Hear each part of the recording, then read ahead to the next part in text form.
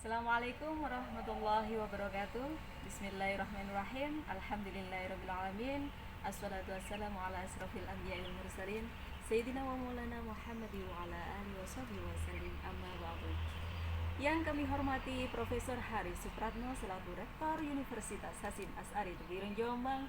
Yang kami hormati Dr. Jasmin Tau, Magister Pendidikan selaku Dekan Fakultas Agama Islam Tebu Ireng Jombang. Yang kami hormati Ibu Nyai Hajah Khairatul Idawati, Magister Pendidikan selaku Kaprodi Fakultas Agama Islam Tebu Ireng Jombang. Dan yang terhormat penemu metode aksi literasi Hanifida, Dr. Hanifuddin, Magister Agama. Dan juga yang saya banggakan teman-teman angkatan pasca sarjana tahun 2003. Semoga kalian tetap semangat dan belajar terus. Ya. Terima kasih. Perkenalkan, nama saya Diana Khalida. Saya mahasiswi pasca sarjana Fakultas Agama Islam Universitas Hasyim Asy'ari Tebu Ireng Jombang. Dalam hal ini akan mengangkat tema presentasi pesantren, keindonesiaan dan globalisasi. Dalam hal ini perkembangan pondok pesantren di Indonesia. Oke, yang pertama itu di fase 1.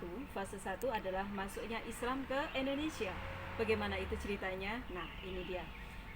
Pertama kali pada waktu permulaannya adalah berkisaran dengan berbarengan Islamisasi di Nusantara oleh Wali Songo. Dan pada waktu itu yang kita kenal semuanya adalah Syekh Maulana Malik Ibrahim. Beliau wafat itu di tahun 8 April 1419 Masehi. Nah, dari sini berarti kita ketahui kalau masuknya pesantren di Indonesia itu juga kalau nggak salah berarti abadnya juga berbarengan dengan wafatnya Syekh Maulana ini. Berarti sekitaran antara abad 14, 15, 16. Karena di sini tertera wafatnya beliau bertepatan dengan 1419, abad 14. Jadi perkembangan Islami Nusantara jelas berbarengan dengan adanya pondok pesantren. Karena apa? Karena pondok pesantren itu tak lepas dari yang namanya dakwah Islamiyah. Bagaimana Wali Songo kemudian melakukan penyebaran agama Islam itu melalui dakwahnya, melalui pesantren. Yang dikenal waktu itu kan yang pertama surau. Kalau nggak salah surau itu berasal dari kata Melayu. Nah, dari Melayu ini kemudian muncullah nama surau. Jadi perkembangannya memang dari Melayu. Nah, Melayu ini ada perkembangan dari Syekh Maulana ini, kemudian kan para hujarat ini dari Hindia.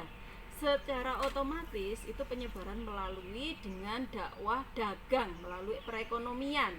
Di situ kemudian mengembang di tanah Jawa, itu muncul pertama kali yakni Raden Rahmat yang terkenal dengan Sunan Ampel. Sunan Ampel sendiri kemudian punya banyak murid waktu itu, dan kemudian di tanah Jawa ini banyak bermunculan dengan seperti hanya pesantren di Giri yang terkenal dengan Sunan Giri, yang pesantren ada di Demak yang terkenal dengan Raden Fatah, yang kemudian ada di Bonang yakni Wali Bonang ya, Sunan Bonang ini.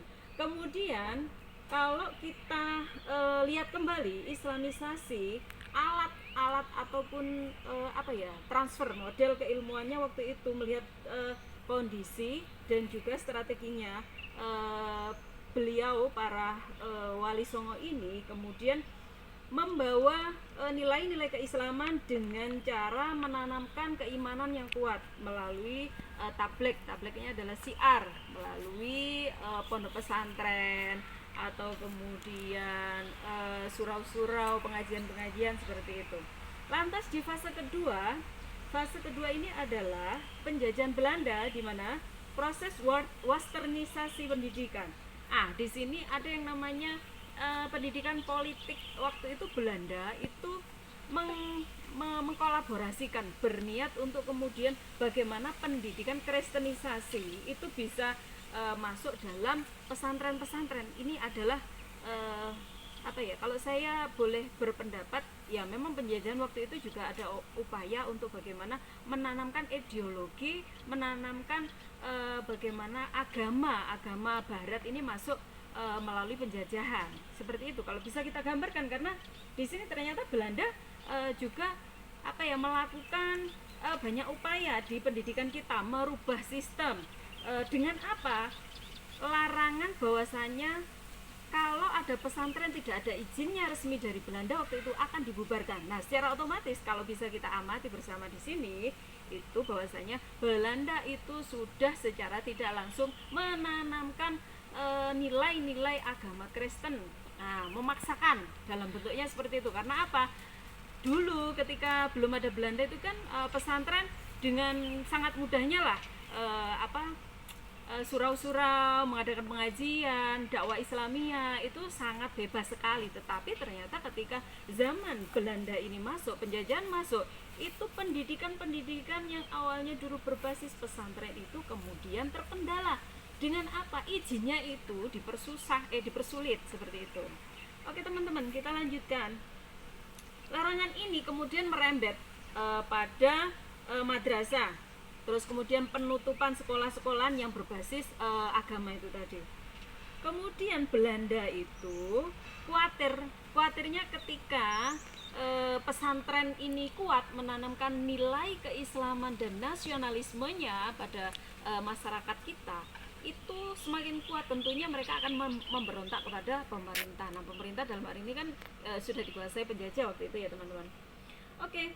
Belanda sendiri melakukan aksi kecurangan. Yang pertama yakni apa ya ini ya, perlawanan. Jadi ketika apa ya, rakyat kita itu semakin tertindas, tentu yang apa ya, notabene tadi itu punya sedikit keilmuan, pendidikan, melakukan diam-diam melakukan pemberontakan. Nah, pemberontakan di sini secara otomatis ya tidak serta-merta langsung besar, tidak, tapi gerilya ini waktu itu mungkin teman-teman bisa ini ya mereview kembali, ada Imam Bonjol. Nah, ini salah satunya. Terus kemudian ada Pangeran Antasari, ada kemudian Sultan Agung, ada juga Patimura. Nah, ini salah satu bentuk proses-proses apa ya, para pahlawan kita yang kemudian tetap gigih untuk mempertahankan syiar Islam.